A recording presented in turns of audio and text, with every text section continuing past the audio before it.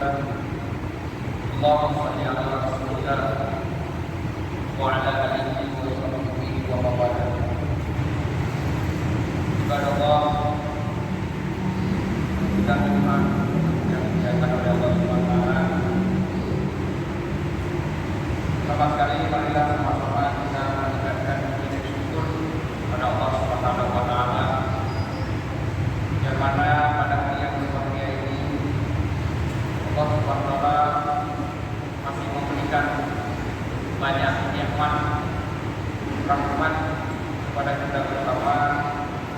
Salah satu nikmatnya adalah nikmat Allah memberikan hidayah sehingga Allah terangkat hati kita, Allah ingatkan langkah kita, Allah berikan ketenangan kepada kita sehingga kita mampu dan mau menuju rumah Allah yang mulia ini untuk mengabdikan diri, untuk membuktikan bahwa kita ini adalah hamba dari hamba Allah Subhanahu wa taala. Dan bahwa Nabi Muhammad sallallahu alaihi wasallam selaku nabi akhir zaman, penghulu dari sekalian alam.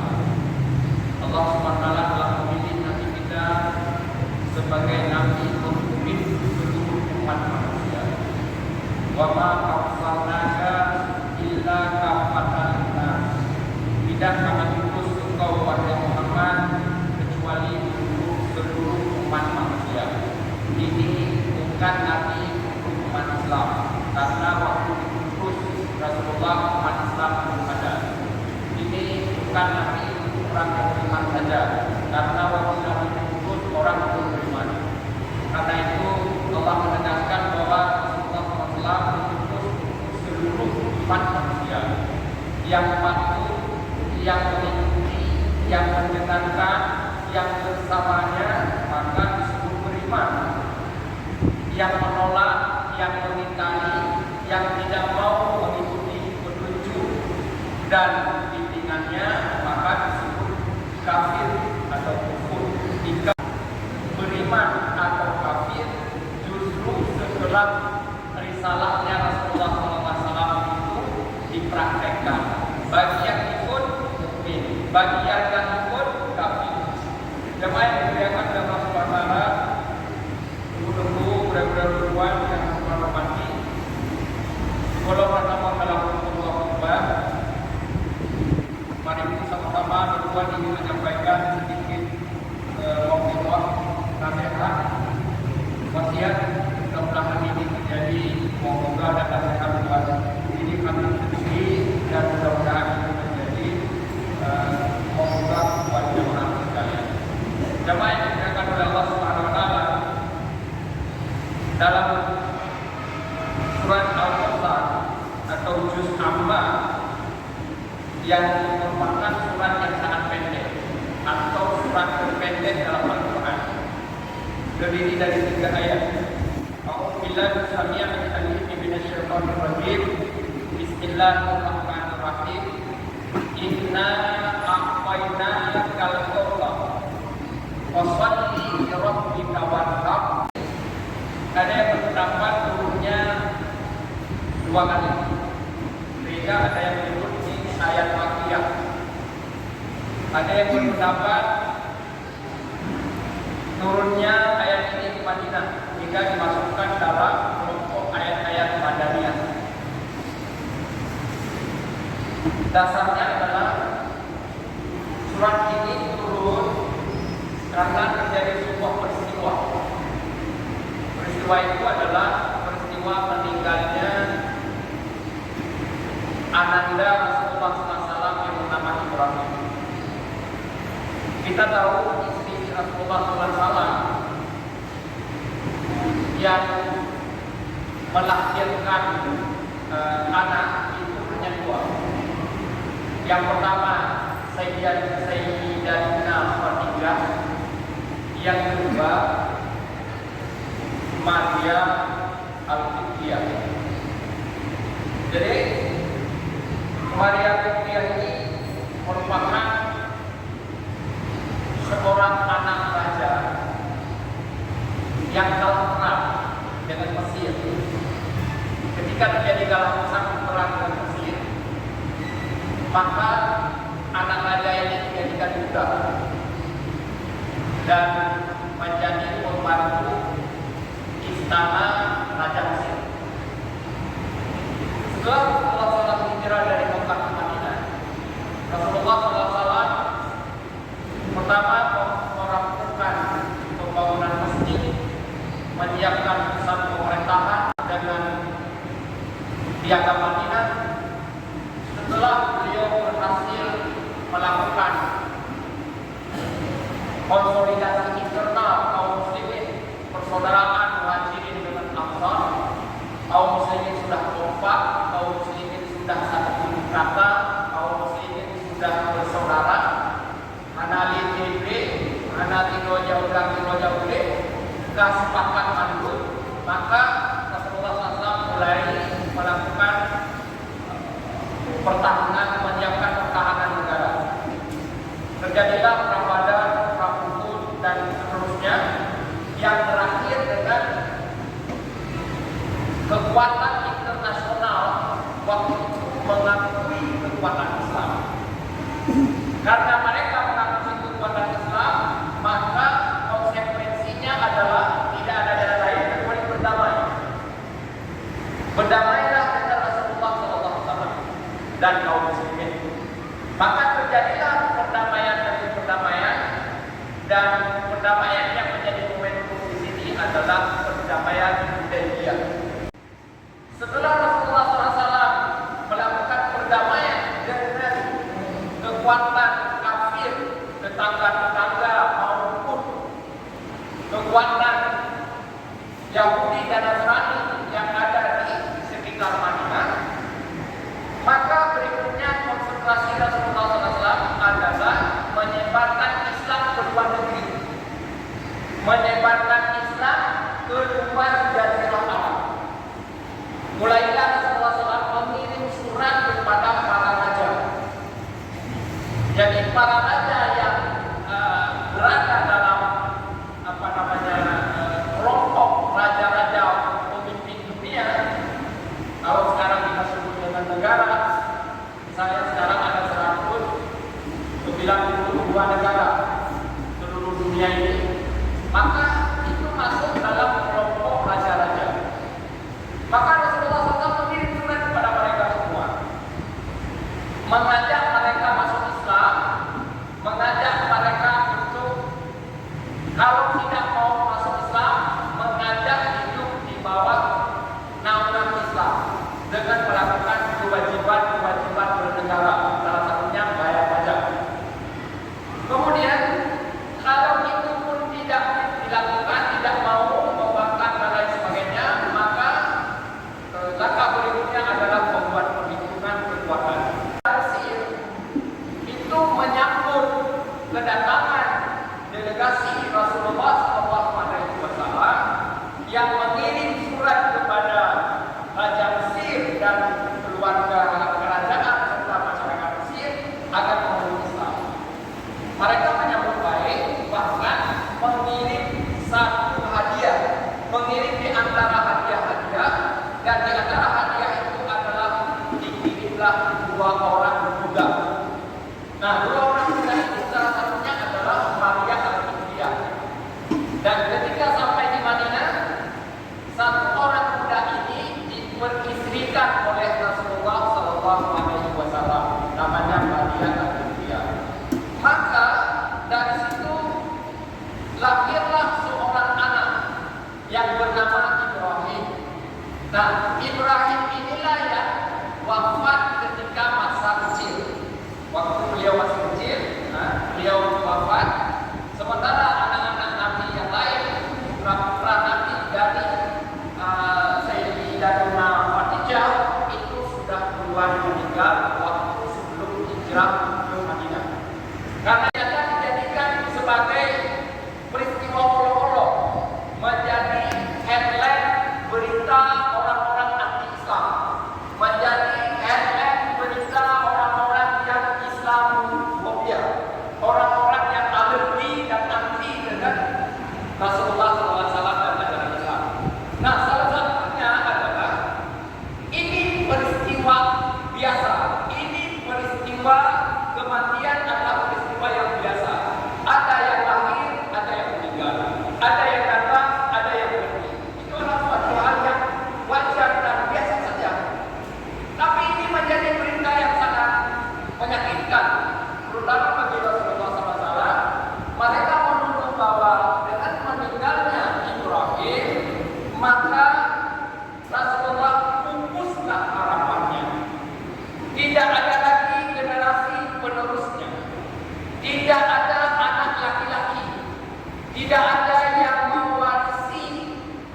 perjuangan Rasulullah SAW. Ditambah lagi sisa-sisa daripada pemahaman jahiliyah yang menempatkan wanita sebagai makhluk nomor 2 yang sudah dihapus dan diidentifikasi oleh Rasulullah SAW. Persoalan ras, tidak ada lagi dikotomi antara laki-laki dengan perempuan.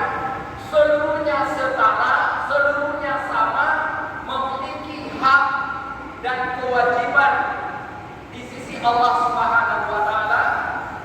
Allah selalu mengiringi ketika Rasul Allah SWT berfirman menyebut salihin, Allah ikuti dengan salihat, zakirin dengan zakirah, shaimin dengan shaiman, shalihin dengan shalihat, dan seterusnya. Ini membuktikan bahwa kesetaraan gender dalam Islam itu sudah selesai 1400 tahun yang lalu. Jadi pemikiran yang mengungkit-ungkit kesetaraan gender hari ini itu menunjukkan bahwa tak paham Islam juga tak paham sejarah. Jamaah yang dimuliakan oleh Allah Subhanahu wa taala. Karena itu peristiwa ini dianggap sebagai momentum untuk mengolok-olok Nabi bahwa Nabi terputus. Tidak ada lagi generasi penerus, harga meninggal. Maka ketika itu turunlah ayat. Ayat itu menegaskan inna a'tayna kal kautsar. Wahai Rasulullah SAW, sesungguhnya aku, kata Allah, kami telah memberikan kepadamu nikmat yang amat sangat banyak. Kautsar lebih banyak dari kafir. Kalau kafir itu masih bisa dihitung berapa banyak, tapi kautsar sudah tidak bisa dihitung. Begitu banyaknya nikmat Allah SWT yang Allah berikan kepada Rasulullah SAW. Karena itu fasalli li rabbika, maka hendaklah engkau menegakkan salat untuk Rabb, untuk Tuhan. Wanhar, dan berkurbanlah. Inna syani'aka huwal abtar. Sesungguhnya orang-orang yang membencimu, orang-orang yang mempelintir peristiwa itu, orang-orang yang menjadikan viral pada hal yang tidak benar, maka itu mereka lah sebenarnya yang akan terputus, khususnya putus dari rahmat Allah Subhanahu wa taala. Ayat ini memberikan perintah kepada Rasulullah SAW di satu sisi sebagai penghibur hati Nabi yang diejek, diolok-olok oleh orang-orang yang benci Islam. Di sisi lain syariat untuk berkurban, syariat untuk menegakkan salat Idul Adha. Fasalli, maka tegakkanlah salat, wanhar, dan berkurbanlah. Inna syani'aka huwal abtar. Dalam ayat lain Allah Subhanahu wa taala berfirman, wal budna ja'alnaha lakum min sya'airillah. Allah jadikan ibadah kurban itu sebagai syiar dari syiar-syiar Allah. Jadi kalau ada kampung yang kurbannya lebih banyak, layak disebut kampung yang ada syiar Allahnya.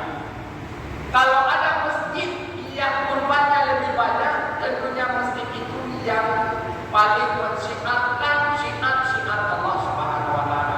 Karena dia ibadah syiar, maka dimensinya adalah dimensi sosial.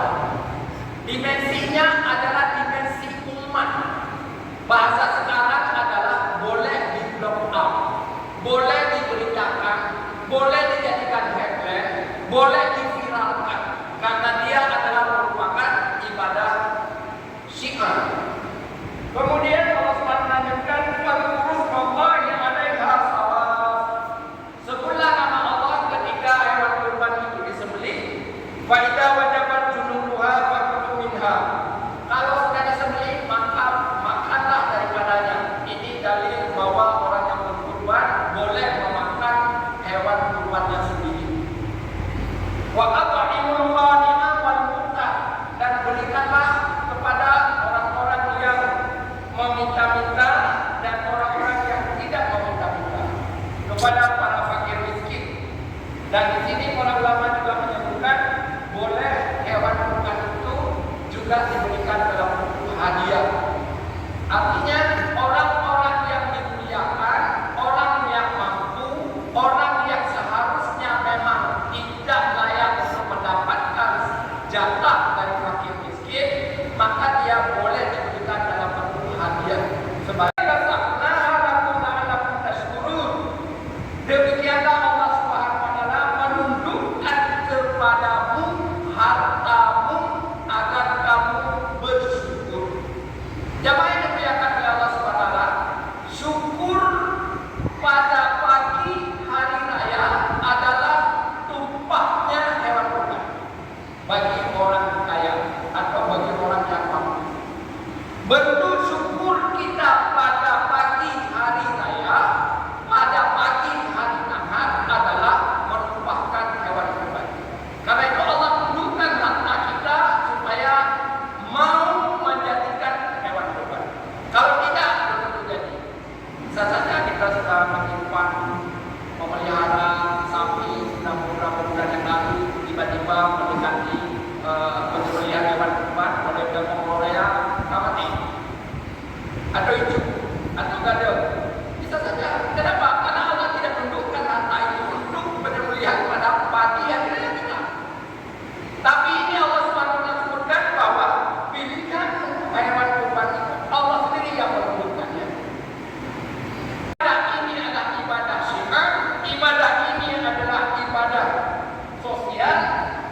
Tapi Allah ingatkan ada batasnya, ada pakemnya, ada roadmap-nya, yang boleh dilakukan ini, yang tidak boleh ini, yang boleh dilanjutkan ke sana, yang tidak boleh dilanjutkan ke sana.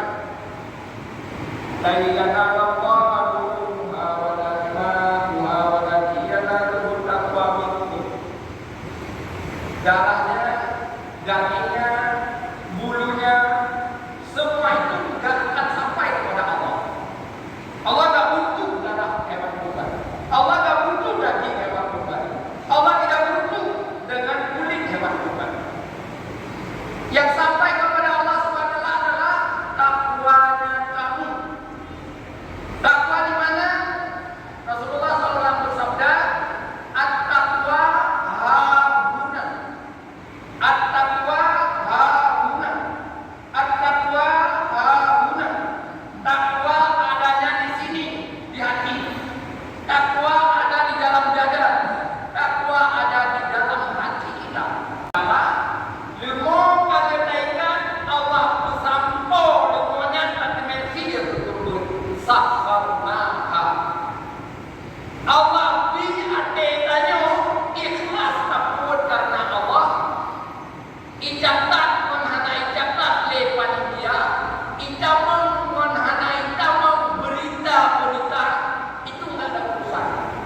Tapi itu adalah takwaan dari diri kita yang paling dalam, yaitu dari hati kita. Kalau suasana batin kita bisa kita kelola seperti itu, dicatat tidak mempengaruhi batin kita, tidak dicatat tidak mempengaruhi batin kita, menjadi berita tidak mempengaruhi batin kita, tidak menjadi berita tidak mempengaruhi batin kita. Jadi batin kita normal. Ini adalah bentuk syukurku kepada Allah Subhanahu wa taala. Ini adalah bukti ketakwaanku pada pagi ini kepada Allah Subhanahu wa taala. Dzalika sakharnaha lakum. Demikianlah Allah menundukkan bagimu jiwamu. Ya udah. Kata Allah Subhanahu wa taala. Kata akan tundukkan jiwa kita oleh Allah Subhanahu wa taala. Aku cinta saja penting sebenarnya. Lalu bukan nama dulu. Honda lepo itu. Lepo Honda sama Honda ayung buang kuda. Lepo Honda 60 juta. Kami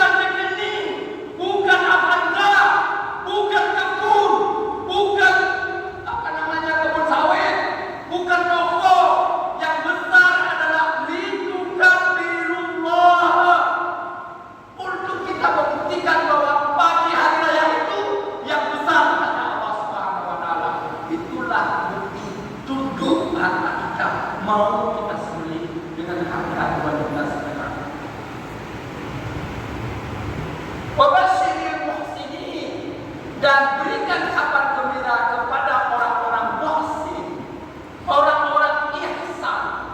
Apa itu ihsan? Ihsan itu adalah orang yang menempati maqam ibadah di maqam kedua. Rasulullah pernah bersabda, ketika Jibril bertanya kepada Rasulullah, "Ya Rasulullah, ma huwal ihsan?" Rasulullah menjawab, "Anta'budallaha ka'annaka tarahu." Kata sembah Allah, tak ibadah kepada Allah, tak puput yang kepada Allah, ka'annaka tarahu, seolah-olah engkau melihat Allah. Ini makamnya makam musyahadah. Oleh imam tasawuf itu merumuskan bahwa makam itu banyak sekali. Di antara makam tersebut adalah ada makam muraqabah, ada makam musyahadah, ada makam ma'rifah. Yang paling singkat. Nah, Allah Subhanahu wa taala menginginkan kepada kita muhsin. Muhsin itu adalah ketika kita beribadah seolah-olah kita melihat Allah di depan mata kita. Dengan mata batin kita, kita saksikan kekuasaan Allah. Dengan mata batin kita, kita saksikan bahwa Allah lah yang Maha Besar. Dengan mata batin kita, kita saksikan bahwa makhluknya hanya titipan dari Allah Subhanahu wa taala. Katanya, fa illam takun tarahu, menyambut hantu kenal, han sampai badahnya, han sanggup tak levelnya, maka ya roka. Yang inilah bahwa Allah sedang melihatmu, Allah sedang mengawasimu, Allah mengetahui zahir dan batin, Allah mengetahui segalanya. Menghadirkan rasa dekat dengan Allah, melahirkan rasa diawasi oleh Allah Subhanahu wa taala. Ini adalah makam level pertama, namanya muraqabah. Sebelum bisa kita naik ke makam musyahadah. Jamaah yang dikatakan dalam Quran, itulah yang disebut dengan wa basyiril muhsinin. Berikan kabar gembira kepada orang-orang yang muhsin, yang menepati makam seperti tadi. Jamaah yang dikatakan dalam Allah Subhanahu wa taala, mudah-mudahan yang Allah janjikan kepada Rasul adalah fasalli li rabbika wanhar inna syani'aka huwal abtar. Balasannya adalah balasan Allah berikan berbagai macam kenikmatan, baik di dunia maupun di akhirat. Ibadah ini berdimensi sosial, akan ada persoalan karena kampung tersebut banyak umatnya. Dan di akhirat Allah berikan kenikmatan yang lebih banyak lagi. Salah satunya adalah kesempatan kita menikmati telaganya Rasulullah SAW yang disebut dengan telaga Al-Kautsar. Karena itu Allah akan berikan jatah kepada kita berkesempatan meminum air telaga Al-Kautsarnya Rasulullah SAW di akhirat. Amin ya rabbal alamin. Alladzi khalaqa al-mauta wal hayata liyabluwakum ayyukum ahsanu amala. Asyhadu an la ilaha illallah wahdahu la syarika lahu wa asyhadu anna Muhammadan abduhu wa rasuluh. Allahumma shalli wa sallim wa barik ala sayyidina Muhammad wa ala alihi wa sahbihi ajma'in. Ibadallah, usikum wa iyaya bittaqwallah faqad fazal muttaqun. Wa qala Allah ta'ala fil Qur'anil Karim, a'udzu billahi as-sami'il 'alim minasy syaithanir rajim. Inna a'tainaka al-kautsar fashalli li rabbika wanhar inna syani'aka huwal abtar. Ibadallah wadhkurullah wa'budullah innahu huwal ghafurur rahim.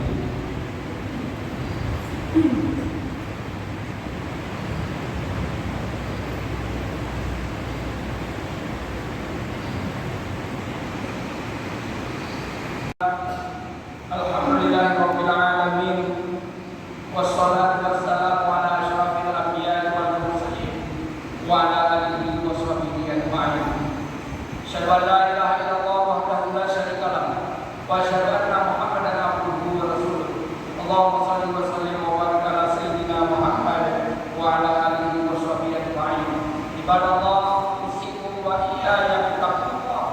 Bittaqwallah faqad fazal muttaqun.